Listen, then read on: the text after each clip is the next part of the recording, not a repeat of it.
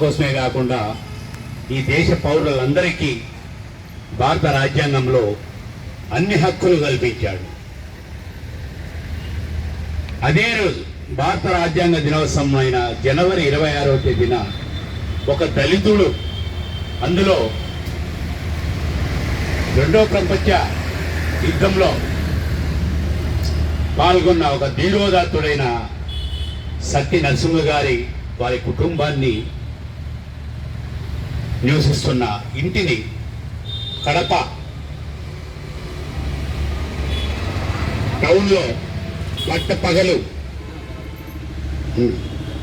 అర్ధరాత్రి republic day అంటే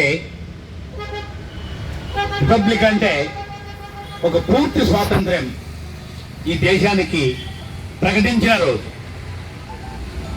ఆ దినము అర్ధరాత్రి పూట గాంధీ మహాత్ముడైతే ఏమైతే చెప్పినాడో ఈ దేశంలో అర్ధరాత్రి స్త్రీ స్వతంత్రంగా తిరగాడిగినప్పుడే ఈ దేశానికి స్వతంత్రము లభించినట్టయితే అన్నాడో, స్త్రీ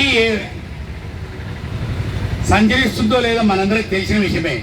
కాకపోతే అర్ధరాత్రి పూట నిద్రించే వాళ్ళను సమాధి చేసే విధంగా ఎలాంటి నోటీసులు ఇవ్వకుండా, ఎలాంటి హెచ్చరికలు చేయకుండా దాదాపు 100 మంది సంఘ విద్రోహ శక్తులు ఆ కుటుంబంపై దాడి చేసి కేవలం పట్టుమని 10 నిమిషాల్లో వాళ్ళు నివసిస్తున్న గృహాన్ని ఉన్నపలంగా కూల్చివేయడం అంటే అత్యంత దుర్మార్గము, అమానుష్యము.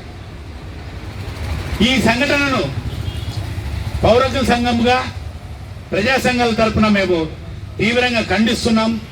ఈ సంఘటన జరిగిన క్రమంలో ప్రజా సంఘాల ఆధ్వర్యంలో వివిధ దశల్లో ప్రెస్ మీట్లు కావచ్చు, రౌండ్ టేబుల్లు కావచ్చు, లేదా దీక్షలు కావచ్చు,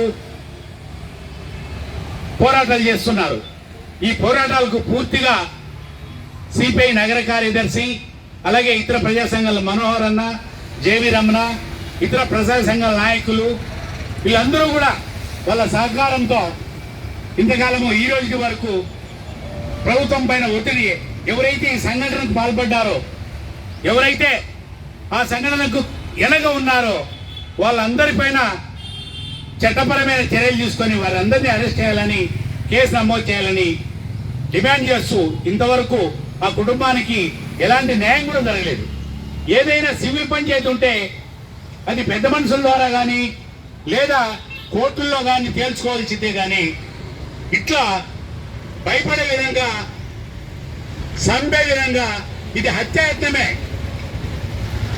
ఒక కుటుంబం గాలి నిద్రలో ఉండగా